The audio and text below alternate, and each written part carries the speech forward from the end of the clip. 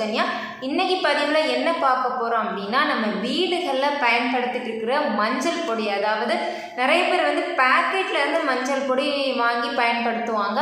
அப்படி அந்த பேக்கெட்டில் வாங்குகிற மஞ்சள் பொடி உண்மையிலேயே அது தரமானதா என்னன்னு சொல்லி நமக்கு தெரியாது. ஆனால் நம்ம பாரம்பரியமான முறைகளில் எந்த விதமான கலப்படமே இல்லாமல் ரொம்பவே இயற்கையாக ஆரோக்கியமான முறையில் நம்ம வீடுகள்லேயே நம்ம மஞ்சள் பொடி செய்து நம்ம பயன்படுத்தலாம். பொதுவாகவே மஞ்சள் ரொம்பவே பாரம்பரியமாக, அதாவது எல்லா விஷயங்களையும் மங்களகரமாக மஞ்சளை கொண்டு தான் ஆரம்பிப்பாங்க. அப்படிப்பட்ட மஞ்சளில் நம்ம எந்த விதமான கலப்படமும் இல்லாமல் வீடுகளே ரொம்ப அருமையாக மஞ்சள் பொடி தயார் செய்யலாம். வாங்க எப்படி மஞ்சள் பொடி ப்ரிப்பேர் பண்ணலாம்னு சொல்லி பார்க்கலாம்.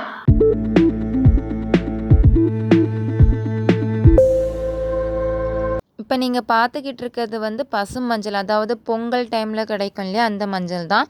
பொதுவாக மஞ்சளில் விரலி மஞ்சள், கஸ்தூரி மஞ்சள் அப்படின்னு வெரைட்டிகள் சொல்லுவாங்க. பசுமையாக பறிச்சதும் காணப்படக்கூடிய மஞ்சள் தான் பசு மஞ்சள் அப்படின்னு சொல்லுவாங்க. இப்போ நம்ம இந்த பசு மஞ்சளை பயன்படுத்தி தான் நம்ம மஞ்சள் பொடி தயாரிக்க போகிறோம்.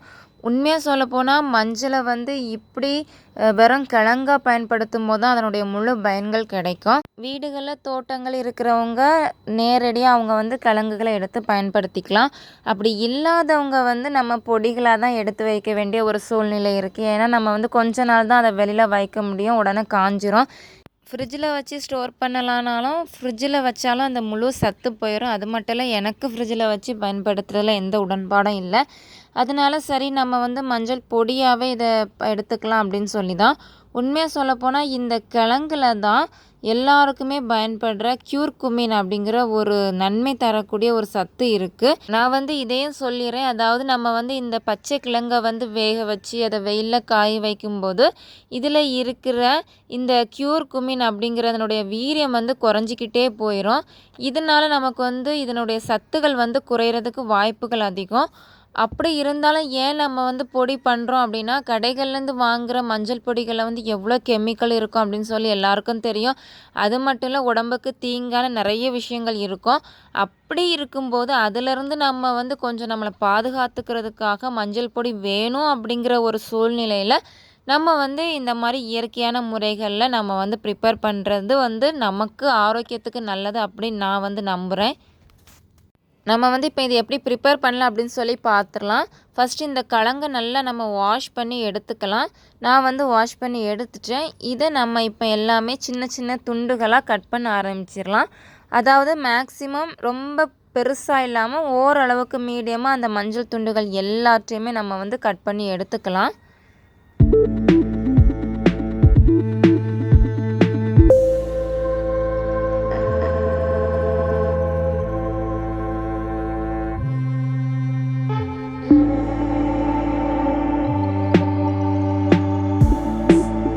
இப்போ நம்ம கட் பண்ணி எடுத்துட்டோம். இந்த கிழங்கை நம்ம வேக வச்சிடலாம்.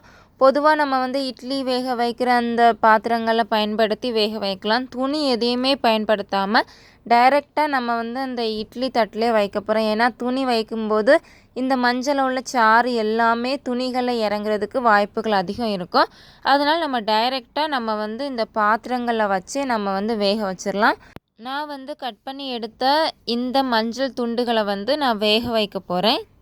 நம்ம கிழங்கு வச்சு நம்ம இனி க்ளோஸ் பண்ணி வச்சிடலாம். அதாவது இந்த மஞ்சள் வேக ஆரம்பிக்கும்போது நல்லா மணம் வரும். அந்த மணம் ரொம்ப, அதாவது வீடு ஃபுல்லாகவே ஸ்ப்ரெட் ஆகும் அப்படின்னு சொல்லலாம். மணம் வர ஆரம்பித்ததுக்கு அப்புறமே நம்ம ஓப்பன் பண்ணி பார்த்துடலாம். ரொம்ப வேக வைக்கக்கூடாது. அதாவது நம்ம அந்த மஞ்சளை கையில் எடுத்து நம்ம அப்படி உடச்சி பார்க்கும்போது அது உடையிற பதத்தில் இருக்கணும். அப்படி உடையிற பதத்தில் இருந்தால் மட்டும்தான் நமக்கு நம்ம வேக வச்சுருக்கிறது கரெக்டு அப்படின்னு அர்த்தம். நமக்கு ஒரு 7 to 10 மினிட்ஸ்க்குள்ளே நமக்கு நல்ல மணம் வர ஆரம்பிச்சிடும். அதுக்கு முன்னாடியே நல்ல மணம் வரும். நம்ம அதிக நேரம் வைக்காமல் நம்ம மணம் கொஞ்சம் நேரத்தில் ஒரு 2 மினிட்ஸில் நம்ம எடுக்க ஆரம்பிச்சிடணும். இப்போ இது கொஞ்சம் சூடாக இருக்குது. இதை நான் உடச்சி காட்டுறேன். அதாவது நம்ம இப்படி உடைக்கும்போது நமக்கு இப்போ நீங்கள் பாருங்கள், இப்போ உடைக்கிறப்ப டக்குன்னு இப்படி உடப்படணும். இப்படி உடப்பட்டுச்சு அப்படின்னா நமக்கு கரெக்டாக இருக்குது. இதை நம்ம இனி எடுத்து வெயிலில் காய வைக்க போகிறோம். நானுமே இந்த மஞ்சள் கிழங்க வந்து டைரெக்டாக தான் பயன்படுத்திட்டு இருந்தேன். ஆனால் கொஞ்ச நாள் ஆக ஆக கிழங்கு வந்து காஞ்சி போக ஆரம்பிச்சிடுச்சு. அது வந்து எதுக்கு நம்ம வேஸ்ட் ஆக்கணும், இப்படி காஞ்சி போகிறதுக்கு நம்ம வந்து அப்போ பொடியாக எடுத்து வச்சுட்டு அது வந்து எவ்வளோ நாள், அதாவது வருஷ கணக்கில் கூட கெட்டு போகாது. அப்புறம் எதுக்கு நம்ம இப்படி வேஸ்ட் பண்ணணும் அப்படி சொல்லி தான் நான் வந்து இப்போ பொடியாக எடுக்கிறேன். இப்போ நம்ம வந்து இந்த வேக வச்ச கிழங்க நான் வந்து இனி ஒரு தட்டில் தட்டி நான் வந்து வெயிலில் கொண்டு காய வைக்க போகிறேன். நான் வந்து வெயிலில் கொண்டு இப்போ காய வச்சுருக்கிறேன். இது ஃபஸ்ட் டே. நமக்கு இருக்கிற இடத்துல உள்ள வெயிலை பொறுத்து நமக்கு வந்து இது சீக்கிரம் காய ஆரம்பிக்கும். அதாவது ஈரப்பதம் எல்லாமே போய் நல்லா நல்லா பொடியாக காஞ்சதுக்கு அப்புறம் தான் நம்ம வந்து இதை பவுடராக எடுக்கணும்.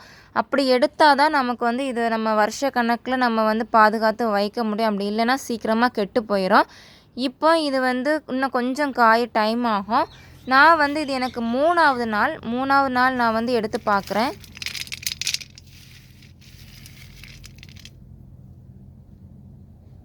சவுண்டே உங்களுக்கு காட்டி தந்திருக்கோம். நல்லா காஞ்சிடுச்சு. இப்போ நம்ம வந்து பொடி எடுக்க ரெடியாக இருக்குது அப்படின்னு சொல்லி இந்த ஸ்டேஜில் நம்ம வந்து பொடி அரைச்சிடலாம்.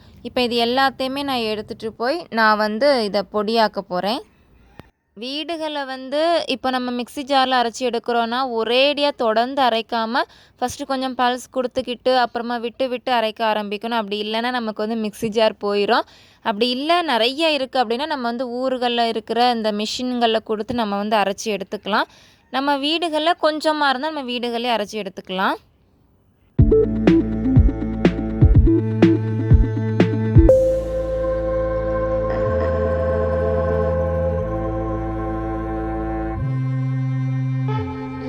நம்ம வந்து மஞ்சள் பொடி அரைச்சி எடுத்துட்டோம்.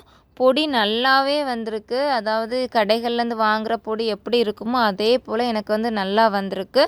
இது வந்து சூடு ஆறுனதுக்கு அப்புறமா நம்ம வந்து எந்த கண்டெய்னரில் எடுத்து வைக்கிறோமோ அந்த கண்டெய்னரில் நம்ம மாற்றிக்கணும். நான் வந்து ஒரு கண்ணாடி பாட்டிலில் வந்து இந்த சூடு ஆறுனதுக்கு அப்புறமா நான் மாற்றி வைக்கிறேன்.